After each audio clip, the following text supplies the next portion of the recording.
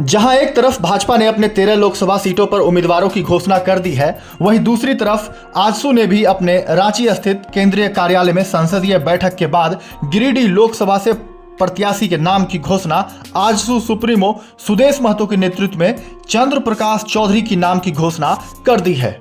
इसे लेकर रांची के आजसू के केंद्रीय कार्यालय में सुबह से ही बैठक की गई और इस बैठक के बाद जो है प्रेस वार्ता का आयोजन किया गया।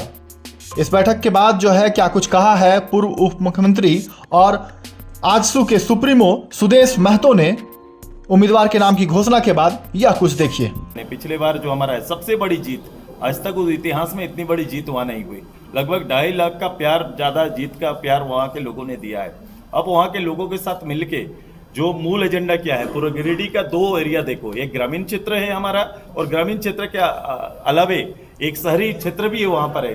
कई शहर पर माइंस के कारण कुछ शहर का रूप ले लिए हैं और कुछ एरिया है जो पूर्ण रूप से काफ़ी प्रभावित क्षेत्र भी है, जो काफ़ी पिछड़ा क्षेत्र भी है।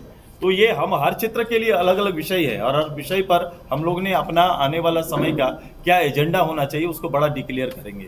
शहरी क्षेत्रों की अपनी समस्याएं होंगी, माइंस एरिया की अपनी समस्याएं हैं और काफी रूरल्स डेंस जो फॉरेस्ट एरिया में जो लोग जनजाति हमारा रहता है उनका मामला अलग है। एकदम से वो सारा मुद्दा रहेगा। और आपने देखा होगा एक बड़ा एजेंडा जो आप पूछना चाहते थे, तो आप देखे होंगे कि हमारे जो लोकसभा के हमारे जो सदस्य चंद्र प्रकाश चौधरी जी ने पहली बार ये ट्रिब्यूनल कोर्ट को नीचे लाने के लिए वो जो फैसला पहले था, ये निर्णय पहले से था, उस निर्णय कभी भी जमीन पे नहीं आ पाया था। विनोद बाबू के समय में इन विषयों पर चर्चाएं खूब हुई, उनके लीडरशिप में चर्चाएं हुई, लेकिन उसके बाद से कभी भी इसकी चर्चा तक नहीं हो पाई थी। आज भी लोग, विस्थापित लोग अपना कागज पत्र लेके दूसरा पीढ़ी तीसरा पीढ़ी न्याय की गुहार लगा रहे हैं। अब वो रिटायर्ड जज होंगे, रिटायर्ड जज की कमेटी होगी और स्पेशल कोर्ट के माध्यम से ऐसे सारे मामलों को हल निकालने का निर्णय आया है। उड़ीसा और बंगाल और असम से भी पार्टी के खासकर हमारा यूनिट बंगाल में और उड़ीसा में पहले से विद्यमान है। हम लोग ने पंचायत, विधानसभा, लोकसभा अलग अलग चुनाव भी समय समय पर लड़ते रहे, तो पार्टी की उस इकाई के लोग का भी राय हो रहा है और जो राय आएगा उस पर भी निर्णय होगा। इसके अलावा हमारे इस क्षेत्र की एक बड़ी आबादी असम में रहती है और एक वहाँ लोकेलिटी के साथ एक अच्छा जनसमूह उधर तैयार हुआ है और उनका जनमत हमारे इस प्रदेश के विचारों के साथ सहमति खाता है। तो इसी को ध्यान में रखते हुए वहाँ के भी कई लोगों का राय आया है, उस पर भी पार्टी विचार करेगी। इस बार की लड़ाई कैसे देख पा रहे हैं आप? गिरिडीह में लड़ाई है? देखो, ये लड़ाई राष्ट्रीय विषय का है। हम जब पार्लियामेंट में जा रहे हैं तो हमारा पूरा एजेंडा राष्ट्रीय एजेंडा है। राष्ट्र में और राष्ट्र का नेतृत्व करने वाला कौन होंगे ये इस पे मत करेंगे पूरा देश के लोग। और हम मोदी जी को नेतृत्व को स्वीकार करते हुए उनके पक्ष में मतदान करने के लिए एक लोकसभा से हमारा प्रत्याशी वहाँ नेतृत्व करेंगे और ये प्रत्याशी हमारे रीजनल मुद्दों का नेतृत्व करेंगे। पिछला 5 साल के समय भी रीजनल जो बड़ा मुद्दा उस क्षेत्र के लिए था उसका नेतृत्व किया है और उसको कानूनी जो पेंच था उसको दूर करते हुए न केवल कागजी निर्णय रहने दिया बल्कि धरातल में लाने की तैयारी हम लोगों ने किया है।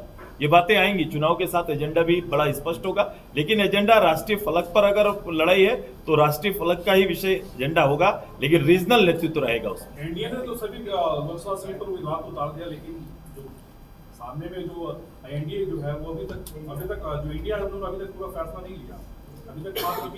इंडिया के संदर्भ में मेरे विचार बड़ा स्पष्ट है। इंडिया का कमिटमेंट देश के साथ पूर्णतः है ही नहीं।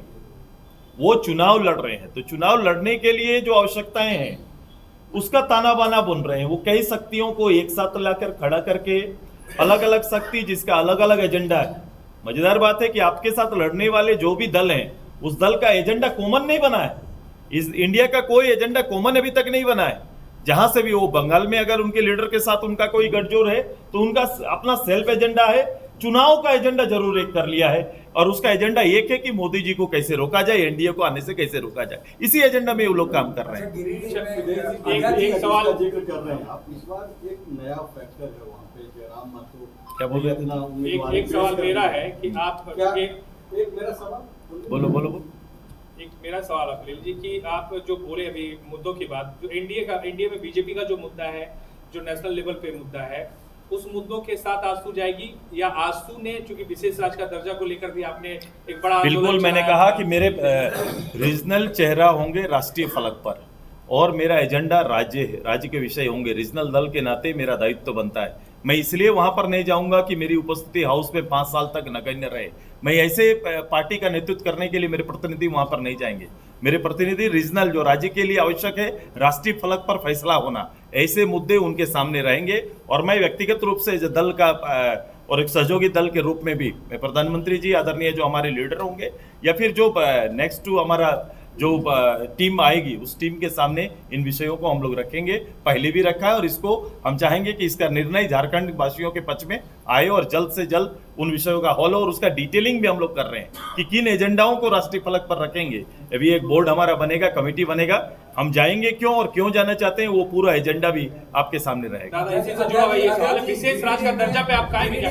एकदम आज भी इसकी जरूरत है। मैं विशेष राज्य का दर्जा क्यों, जो पुअर स्टेट के रूप में डिक्लेयर है हमारा। रघुराजन कमेटी की रिपोर्ट जो मैंने उस समय भी कहा था, आज भी मैं कह रहा हूं, उस समय तत्कालीन जो रघुराजन कमेटी की रिपोर्ट में हमारा प्रदेश कहाँ खड़ा था। कई चीजें हैं जो राज्य को रियायत चाहिए सेंट्रल से कि हमें अपने पैरों पर खड़ा होने के लिए, एक बेहतर संचालन के लिए कई बॉडी पर, कई इस तरह से जो राष्ट्रीय जिस पर राष्ट्र स्तर पर नियंत्रण जिन विषयों का है, उस विषयों पर राज्य के लोगों का कैसे ज्यादा से ज्यादा हिस्सेदारी तय हो सके, ये सारे विषय हैं। कई एजेंडा है, मैंने कहा उसको हम डिक्लेयर भी करेंगे और कहाँ हम चाहते हैं कि राज्य के पक्ष में उसका निर्णय आए, ये बात को भी आपके साथ स्पष्ट करेंगे और राष्ट्रीय स्तर पर भी रखेंगे। वही गिरिडीह से एक बार फिर लोकसभा का चुनाव लड़ने पर सीपी चौधरी ने मीडिया को संबोधित करते हुए क्या कुछ कहा है, ये अभी सुनिए। देखिए, गिरिडीह लोकसभा क्षेत्र से पार्टी के द्वारा पिछला बार उम्मीदवार बनाया गया था और हम लोग काफ़ी मजबूत स्थिति में रहे और चुनाव भारी अंतर में और सब सर्वाधिक वोट से हम लोग जीते भी। और जो 5 साल का कार्यकाल रहा काफ़ी संतोषजनक रहा। बीच में कुछ कमियां रही है कोरोना काल में, जो हम लोग थोड़ा डिस्टर्ब रहे 2 साल, लेकिन फिर भी मैं आपको यही कहूँगा कि गिरिडीह जिला जिस समय 2019 में जो स्थिति था, उस समय जो आकांक्षी जिला में गिरिडीह 61वां नंबर पर था, जो अभी वर्तमान में हम 3रे नंबर पर विकास के सभी विषय को लेकर जो विकास के चीज़ें हैं, जो काम हुआ है, आज 3रे नंबर पर खड़ा। तो ये हमारी उपलब्धि रही है और मैं पूरा प्रयास करूंगा आने वाले समय में भी विकास के कार्यों को, गिरिडीह को आगे ले जाने में मेरा पूरा योगदान रहेगा। और पार्टी ने विश्वास जताया तो निश्चित तौर पर इस काम को हम और आगे बढ़ाएंगे। सर, वहाँ पे आप कोयला चोरी रोकने के लिए एक अभियान भी चला रहे थे, उसमें कितनी सफलता? देखिए, कोयला चोरी एक विषय रहा है और उसमें हम सड़क पर भी उतरकर कोयला चोरी का हमने विरोध किया, लेकिन वर्तमान सरकार का रवैया, वर्तमान सरकार कोयला चोरी को कितना महत्व दिया है या किन्हीं लोगों से छिपा हुआ नहीं। खास करके धनबाद कोयलांचल क्षेत्र में बड़े बड़े माफिया लोग जो कोयला चोरी में सफल भी रहे, सरकार का संरक्षण भी रहा, लेकिन उसके बावजूद भी एक जनप्रतिनिधि के नाते, एक सांसद होने के नाते हमने उसका विरोध किया। कई जगहों पर हम खुद जाकर गाड़ियों को रोका, छापामारी किया, इस तरह से हुआ। लेकिन हमेशा गलत लोगों का विरोध हमारी पार्टी करते रही और आगे भी हम लोग माफियाओं के विरोध में हमेशा सड़क पर रहेंगे। इस मौके पर आजसू के संसदीय बोर्ड के सदस्य भी इस बैठक में शामिल रहे। सुप्रीमो सुदेश महतो, लोकसभा उम्मीदवार चंद्र प्रकाश चौधरी, रामचंद्र सहीस, डोमन सिंह मुंडा, विधायक लंबोदर महतो, देवशरण भगत, उमाकांत रजक, हसन अंसारी, स्वप्न सिंह देव, कुशवाहा शिवपूजन मेहता, अकील अख्तर, राजेंद्र मेहता के साथ साथ रांची लोकसभा प्रभारी सह केंद्रीय सचिव जितेंद्र सिंह के साथ साथ तमाम आजसू नेतागण मौजूद रहे।